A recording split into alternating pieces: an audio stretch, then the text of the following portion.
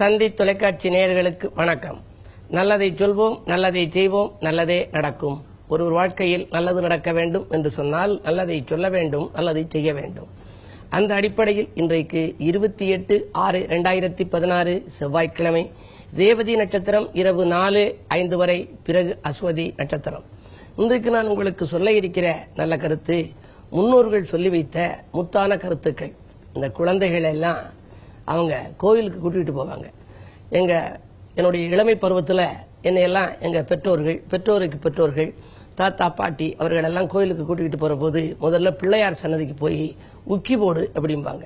அதாவது குட்டு போட்டுக்கொள்ள சொல்வார்கள். காதிலே கையை வைத்துக் கொண்டு தலையிலே குட்டு போட்டுக் கொள்ள வேண்டும், பிறகு காதிலே கை வைத்துக் கொண்டு உக்கி போட வேண்டும் என்பார்கள். இதனுடைய தத்துவம் யாருக்கும் தெரியாது. ஏதோ விளையாட்டாக எக்ஸசைஸ் செய்கிறோம் என்று நாம் நினைப்போம். ஆனால் உண்மையிலேயே இன்றைக்கு விஞ்ஞானம் கண்டுபிடித்திருக்கிற ஒரு மிகப்பெரிய பெருமை என்ன என்று சொன்னால், இந்தியர்கள் அதிலும் தமிழர்கள் கடைபிடித்த இந்த பழக்க வழக்கங்கள் எல்லாம் உடல் ஆரோக்கியத்திற்கு உருவானவை என்று கண்டுபிடித்திருக்கின்றார்கள். நம்ம காதுல இடது கையினால வலது காது, வலது கையினால இடது காதை பிடிச்சுக்கிட்டு அப்படி முழங்கால கொஞ்சம் கீழே இறக்கி வச்சு அப்படி உக்கி போடுறோம். அப்படி செய்கின்ற பொழுது இந்த காதுகளை இழுக்கின்றோம். அதனாலே ரத்தம் பம்பு செய்யப்பட்டு மேலே மூளைக்கு செல்கிறது. இதனாலே புது ரத்தங்கள் அங்கே உருவாகி ஞாபக சக்தி நமக்கு வளர்க்கிறது. பொதுவாக ஒரு மனிதனுக்கு மூளை பலம்தான் மூலபலம். ஆகையினாலேதான் மூளை பலம் பெற வேண்டும் என்று சொன்னால் அதற்கு மூலபலமாக விளங்குகிற சில இந்த தோப்புக்கரணம் போன்றவைகளை எல்லாம் நாம் போட வேண்டும் என்றுதான் பெரியோர்கள் எல்லாம் நம்மை ஆலயத்திற்கு அழைத்து செல்கின்ற பொழுது அங்கே இது போன்று தோப்புக்கரணம் போட சொல்வார்கள். பள்ளிக்கூடத்திலே கூட ஆசிரியர்கள் சரியாக பாடம் சொல்லாவிட்டால் பாடம் நடத்தி கொண்டிருப்பார்கள். ஒரு கேள்வி கேட்பார்கள், மாணவன் பதில் சொல்ல தெரியவில்லை என்றால் தலையிலே குட்டச் சொல்வார்கள். அப்படி தலையிலே குட்டுவது, காதுகளை பிடித்து இழுப்பது, இப்படியெல்லாம் காதை திருகுவார்கள். காரணம் என்ன என்று சொன்னால், அங்கே ரத்தம் காதிலே தான் 700 விதமான நரம்புகள் பின்னப்பட்டிருக்கின்றன என்று இன்றைக்கு விஞ்ஞானம் சொல்கின்றது. அந்த ரத்தம் மேலே பம்ப் செய்யப்பட்டு மூளைக்கு சென்று ஞாபக சக்தியை உருவாக்குகின்றது. அப்படி கோயிலுக்குள் சென்ற உடனே முதலிலே விநாயகரை கும்பிடச் சொல்வதனுடைய தத்துவம் என்ன என்றால், உனக்கு ஞாபக சக்தி அதிகரிக்க வேண்டும், மூளை பலம் நன்றாக இருக்க வேண்டும். மூளை பலமே ஒரு மனிதனுக்கு மூலபலம் என்பதை நினைவூட்டுவதற்காக அப்படி செய்துவிட்டு அடுத்து நந்தியை வந்து கும்பிடச் சொல்வார்கள். ஆலயத்திலே நாம் கும்பிடுகிற முறைப்படி கும்பிட்டால் நல்ல பலன்கள் கிடைக்கும். அப்படி நந்தியை கும்பிடுவது எதற்காக என்றால், அங்கே இருக்கக்கூடிய அந்த நந்தியை நாம் கும்பிடுகின்ற பொழுது நம்முடைய வாழ்க்கையில் நந்தி போல நாமும் பிறருடைய சுமைகளை சுமக்க வேண்டும், பிறருக்காக உழைக்க வேண்டும், பிறருக்காக பாடுபட வேண்டும், தியாக வாழ்க்கை வாழ வேண்டும் என்ற எண்ணம் நமக்கு வர வேண்டும். மாட்டுக்கு நம்ம என்ன கொடுக்கிறோம்? ஒன்றுக்கும் உதவாத ஒரு வைக்கோலை கொடுக்கிறோம், புல்ல கொடுக்கிறோம். ஆனால் அதை சாப்பிட்டு விட்டு அந்த பசு என்ன செய்கிறது? பாலை நமக்கு கரைக்கிறது. காளை மாடி என்று சொன்னால் அது நிலத்தை உழுவதற்கு, மண்டி ஓட்டுவதற்கு, மனிதனுக்கு பல விதங்களிலே பயன்படுகின்றது. ஆகையினாலேதான் அதனுடைய வாழ்க்கை பயன் தரக்கூடிய வாழ்க்கையாக அமைகின்றது. உழைப்புக்கென்று உருவாகுவதற்காக இருப்பது ஒரு விலங்குதான் எருது. ஆகினாலே நாம் வாழ்க்கையிலே உழைத்து முன்னேற வேண்டும் என்ற தத்துவத்தை உணர்த்துவதற்காக அடுத்து நாம் நந்தியிடம் வந்து வழிபாடு செய்ய வேண்டும் என்று சொல்வார்கள். அதற்கு பின்னாலேதான் தொடர்ந்து மூல விக்கிரகங்களாக இருக்கக்கூடிய அந்த சிவபெருமான், உமையவள், முருகப்பெருமான் மற்றும் நவகிரகங்கள் 63 போன்றவற்றையெல்லாம் வழிபடச் செல்கின்றோம். இப்படி முன்னோர்கள் பலவிதமான பழக்க வழக்கங்களை ஏற்படுத்திக் கொண்டிருக்கின்றார்கள். அதிலே விநாயகப் பெருமான் முன்னாலே குட்டு போட்டு கொள்வதற்கு கூட ஒரு பழமொழியையும் சொல்லி வைத்தார்கள். அந்த பழமொழி இன்றைக்கு மாறிவிட்டது. குட்டு போட்டாலும் மோதிர கையால குட்டு போடணும்டா அப்படிம்பாங்க. மோதிரம் போட்டுக் கொண்டிருக்கக்கூடிய ஒரு செல்வந்தரின் கையினால் குட்டு போட்டுக் கொள்ள வேண்டும் என்ற கருத்திலே அவர்கள் சொல்லவில்லை. அந்த பழமொழியினுடைய கருத்து தவறானது. குட்டு போட்டுக் கொண்டாலும் மோதக கையான்பால் குட்டு போட்டுக் கொள்ள வேண்டும் என்று சொல்லி வைத்தார்கள். மோதகத்தை கையிலே வைத்திருப்பவர் யார்? விநாயகப் பெருமான். அந்த விநாயகப் பெருமான் முன்னாலே நீ தலையை குனிந்து குட்டு போட்டுக் கொண்டால் உனக்கு நினைவாற்றலும் நன்றாக வரும், வழிபட்டதுக்குரிய பலன்களும் கிடைக்கும் என்று 2 விதமான முறையிலே அந்த செய்யும் முயற்சிகள் பலனளிக்க முன்னோர்கள் இது போன்ற கருத்துக்களை நமக்கு பதித்து வைத்தார்கள். முன்னோர்களுடைய கருத்துக்கள் எல்லாம் மூட கருத்துக்கள் அல்ல. முன்னோர்கள் சொல்லி வைத்த அந்த முத்தான கருத்துக்களை நாம் கேட்டு நடந்தால் நமது வாழ்க்கையும் முத்தான வாழ்க்கையாக அமையும் என்ற கருத்தை தெரிவித்து இனி இன்றைய ராசி பலன்களை இப்பொழுது உங்களுக்கு வழங்கப் போகின்றேன். மேசராசி நேயர்களே, உங்களுக்கெல்லாம் பொறுப்புகள் சொல்வதை தவிர்க்க வேண்டிய நாள். காரணம், உங்கள் ராசிநாதன் 8லே இருக்கிறார். அஷ்டமத்து சனியும் இப்பொழுது நடைபெற்றுக் கொண்டிருக்கிறது. போன் மூலம் வருகிற செய்தி கூட உங்களுக்கு மனக்கசப்பு தரும் தகவலாக இருக்கலாம். வீடு வாங்க வேண்டும், இடம் வாங்க வேண்டும் என்று யாரிடமாவது ஏற்பாடு செய்திருந்தால் அந்த ஏற்பாட்டிலும் தடைகள் ஏற்படலாம். குரு பார்க்கிறது என்ற காரணத்தினாலே பார்த்தால் ஓரளவு காரியங்கள் கடைசி நேரத்திலே முடிந்துவிடும்.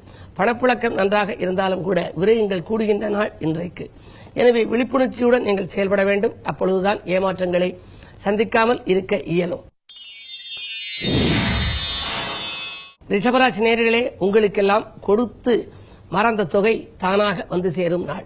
யாரிடமாவது என்றைக்கோ ஒரு தொகையை கொடுத்திருப்பீர்கள், பிறகு நீங்கள் மறந்திருப்பீர்கள். அந்த மறந்த தொகை இப்பொழுது தானாக இன்றைக்கு வந்து சேரப்போகின்றது. வரவு திருப்தி தருகின்ற நாள். வருமானம் போதுமானதாக இருக்கும்.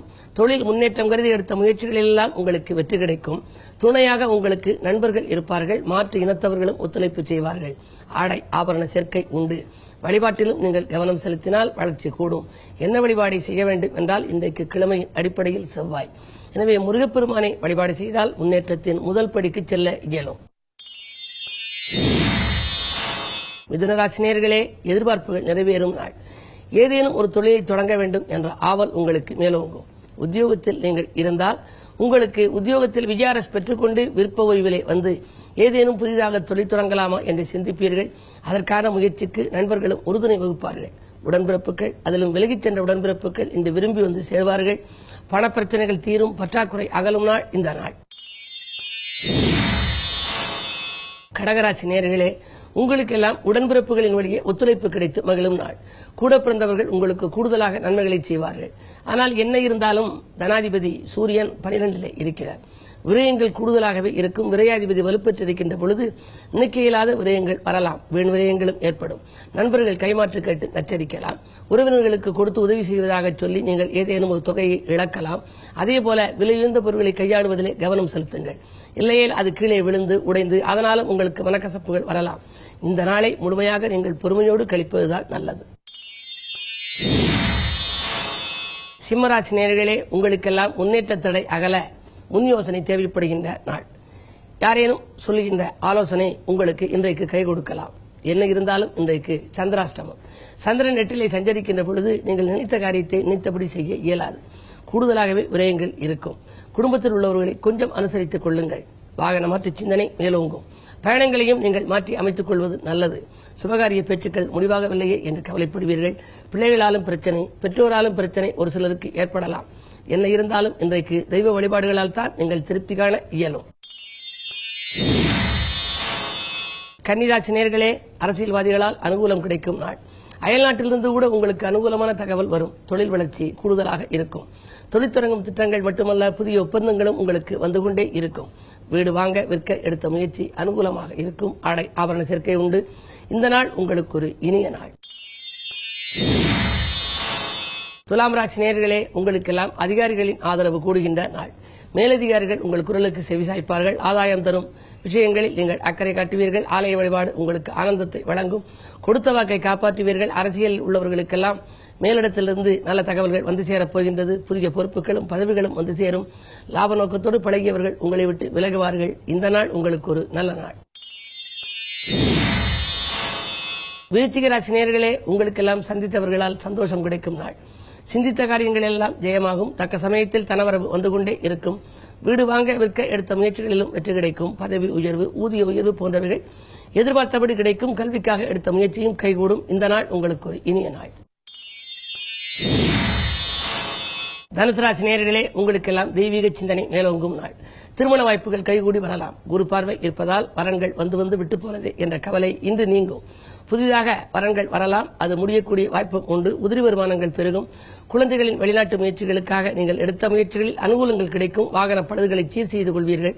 வழிபாட்டின் மூலம் மேலும் வளர்ச்சியை பெருக்கிக் கொள்ள நினைப்பவர்கள் இன்றைக்கு செவ்வாய் என்பதால் ஆலய வழிபாட்டில் கவனம் செலுத்துங்கள். குறிப்பாக குமரக்கடவுள் வழிபாடு உங்கள் குறைகளை எல்லாம் போக்கும். மகர ராசி நேயர்களே, உங்களுக்கெல்லாம் அரசு பணி கிடைக்க எடுத்த முயற்சிகளில் வெற்றி கிடைக்கும் நாள். அதிகார பதவியில் உள்ளவர்கள் உங்களுக்கு இணக்கமாக நடந்து கொள்வார்கள். உறவினர்களின் ஆதரவு கூடுதலாகவே இருக்கும். குழந்தைகளும் உங்கள் குணமணிந்து நடந்து கொள்வார்கள். கட்டிடப் பணி தொடரும். கடமையில் கண்ணும் கருத்துமாக இருப்பீர்கள். அஷ்டமுத்தராக அலைச்சலை ஏற்படுத்தினாலும் கூட ஆதாயம் தரும். எனவே இந்த நாள் உங்களுக்கு ஒரு நல்ல நாளாகவே கருதலாம். கும்பராசி நேயர்களே, உங்களுக்கெல்லாம் ஆன்மீக நாட்டம் அதிகரிக்கும் நாள். எது செய்ய நினைத்தீர்களோ அதை செய்ய இயலாமல் இருக்கலாம்.